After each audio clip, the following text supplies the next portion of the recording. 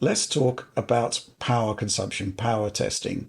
Okay, so we've got some new visualizations here. For the first time, we're able to map power consumption into our performance graphs, thanks to an assist from our valued contributor Illusion. It's worth saying that the polling of the power meters like one sample per second, so it's not particularly granular, but it gives you the lie of the land in terms of power consumption.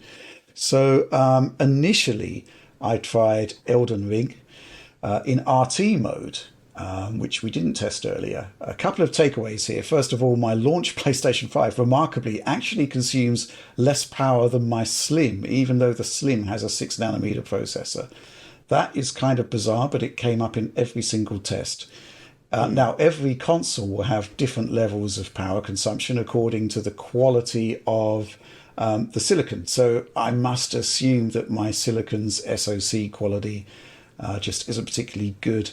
Second takeaway is that the performance improvement on the Pro in RT mode is highly variable, sometimes not much better than the base models at all. So I'm pretty sure that's a CPU bottleneck, and power consumption therefore is only indicative of when the Pro is CPU limited, right? So, that was pretty inconclusive. So I retested in quality mode in Elden Ring, which will be far more likely to be GPU limited. Much wider performance differential this time, but it's still quite amazing to see that the Pro is consuming around the same level of power as my Slim.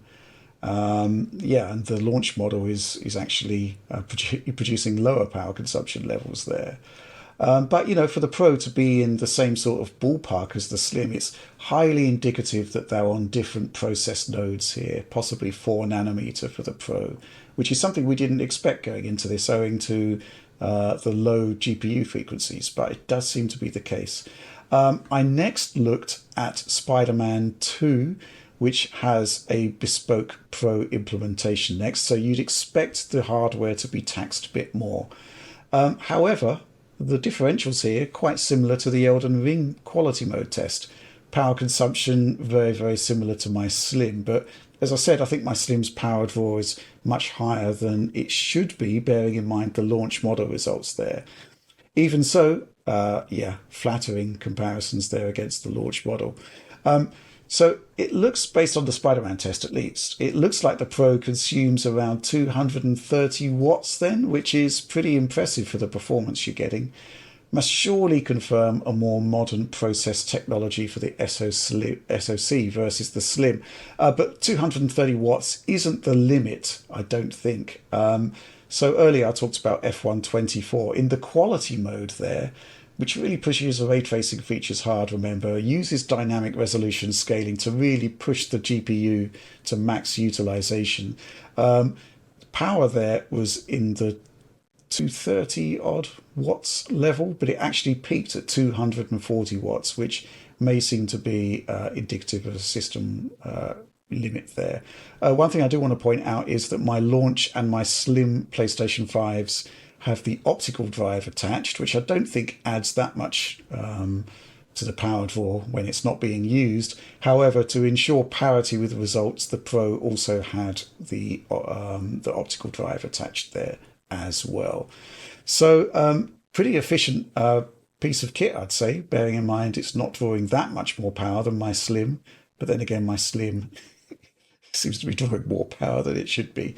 Compared to the launch model, though, that's an awful lot of extra performance you're getting for not that much more power. So I think, overall, pretty good stuff.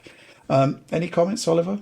Yeah. It's pretty impressive there in terms of that power consumption. I was expecting like maybe 300 watts or above if it was indeed a 6 nanometer chip, but I suppose the size of the console, the weight of the console, and the very low power consumption of the console, it's got to be on a miniaturized process, I'd have to think.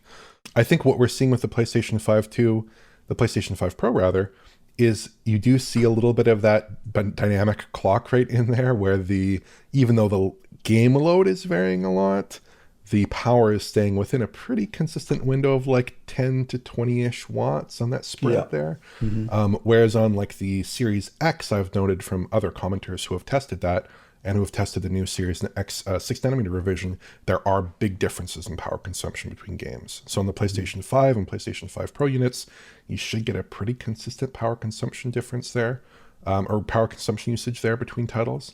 And like you said, Rich, there is a bit of a silicon lottery to this. So it's hard to say if this is 100% representative of all units. You might have a bit of a bum slim unit, for instance. So there is probably going to be some variance between units in terms of how much power they need to expend to hit those kind of system clocks that are specified by the system based on load.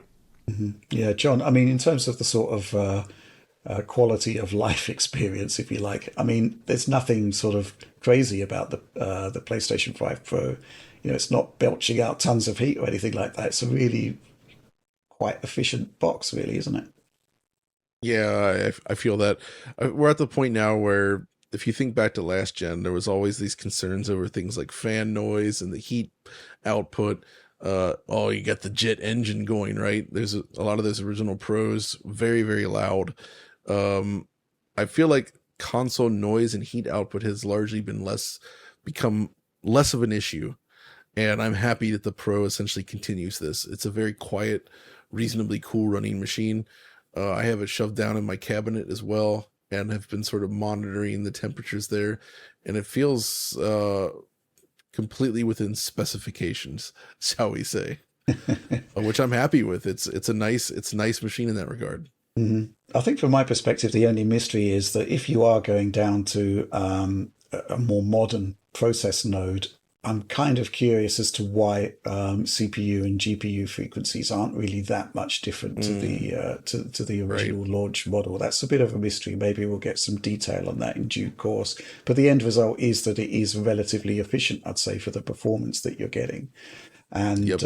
you know, when you're looking at those power consumption metrics, you know, in Game Boost, for example, with Elden Ring, you're getting a lot more performance for not much more power draw, which I think is a bit of a win.